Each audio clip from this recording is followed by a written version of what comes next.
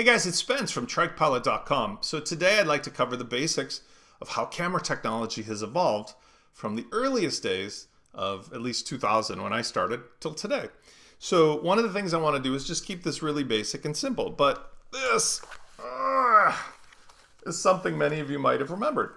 This is the actual camera that I used and used to bolt this bad boy with big battery onto the back of my trike.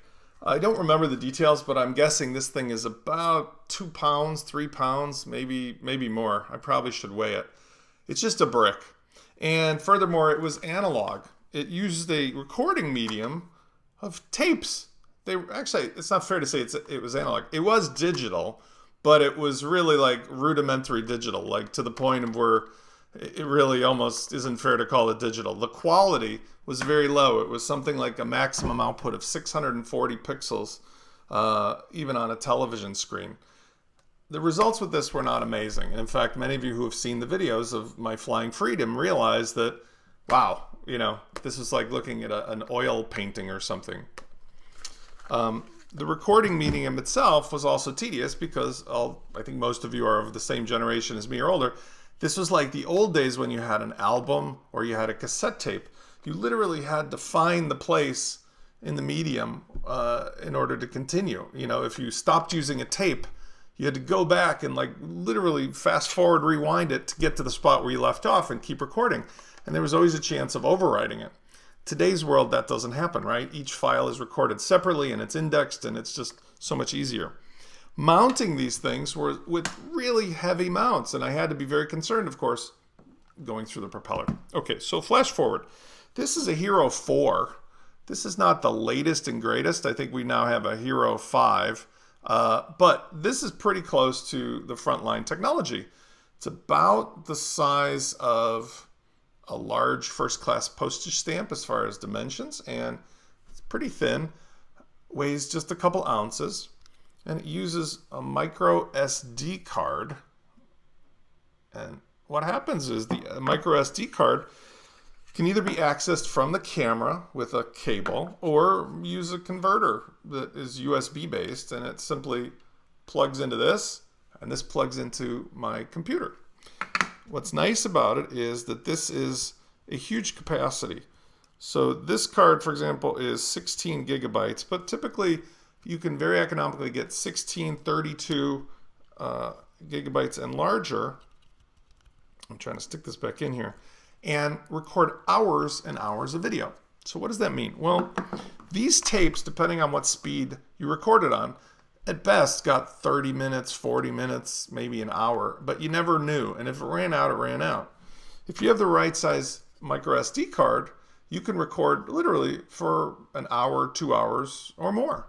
So you can take a real flight and record all the footage you want. But best of all, it's random access capable. And that means that because it's digital, it immediately goes from this card onto your computer editing with no need to do what we call a conversion. With old cameras that you might have laying around, you had to connect it with a cable.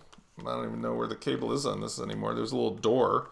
And you would basically plug in either a special fire wire, or you'd connect like, audio left, audio right video into your special card of your computer and convert the signal from the tape into something that was digital, and then you can edit it. As far as mounting, this is typical. This is a little cage mount, and it has a little screw thread adapter. And this can be mounted on an articulating arm, on a pan and tilt, on a boom pole. Because it's so lightweight, and you've probably seen these from Henry's videos, you can mount 2 or 3 or 4 of these cameras all over your trike, and when you begin, either with the button on it or through your iPhone, connect to all of the cameras remotely, start them, and actually monitor them. So in today's environment, the trick setup, even if you just have one camera, is you mount it in a favorable position. And we'll talk about this in another video. You can have the SD card in there that'll cover your entire flight time. When you get in the cockpit, you just turn on the camera to record from your remote viewer on your iPhone, and you can see exactly what you're recording just to make sure it's working. When you're all done, you'll just either connect the camera with the USB cable or pop the card out put it into your laptop or desktop, all the digital files are downloaded. And those are the digital files that I referenced in our intro video where I'm talking about how you can edit best. And we're going to talk more about what to do with this file stuff, but here's the neat part about it. Because we have cloud storage, cloud hosting, cloud storage, you can pretty much, with almost really negligible cost, record as much stuff as you want and save it. For example, through iCloud or Google Cloud, even a standard account, not even a specialized account. Recently, I think the price is 2 terabytes of storage for $10 a month. If you go out and buy a miniature hard drive, I just bought a 4 terabyte hard drive that plugs into my laptop. 4 terabytes cost me $65. So you can store an unlimited amount of stuff without having to have a wall full of old tapes that are degrading over time. So when it comes time to later edit and make fun stuff, you can record your entire flight experience, even if you don't edit it today. Maybe around the holidays or you're feeling nostalgic, you can go back and you can very easily scrub through and see the stuff that you've done so as to pull out the choice clips. And that's really important because one of the things that came from this whole world is I have literally an entire storage cabinet full of these kinds of things. And it will take me an unbelievable amount of time to go through these in the future. What I probably have to do is obviously just go ahead and have these digitized if I ever care about it. So when you're looking at cameras, a GoPro used can be as little as 99 bucks. You can get one of the earlier GoPros, or you can get even the newer model, which is a couple $100. The difference is on resolution. This camera can record in 4K, which is super nice. There's even higher resolution coming. 4K is that 3840, I believe it was by 1960. I forget what the vertical is, but it's literally the highest we have today. 2K was that 1920, and the standard, HD was 720. We talked about that in the other video. But if you get the newest version in 4K, you're going to get the kind of results that people get from going to the movies or on, let's say, an HD TV station through your internet. So really amazing stuff, and it hardly costs you anything, just a couple $100.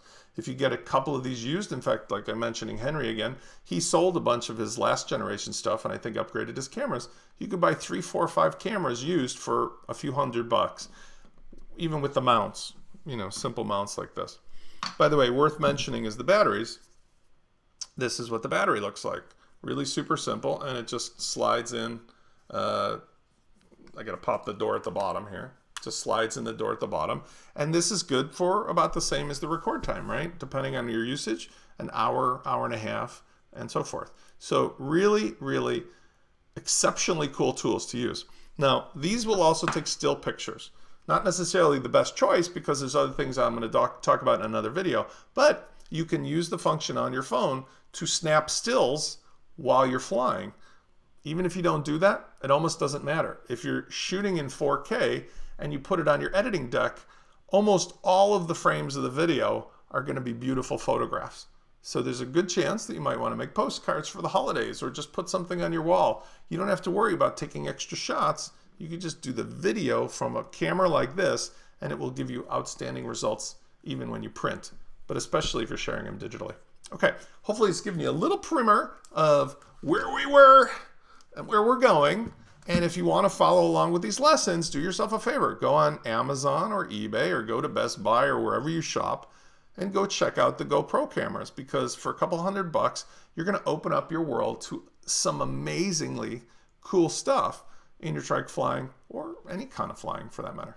I look forward to seeing you in the next video.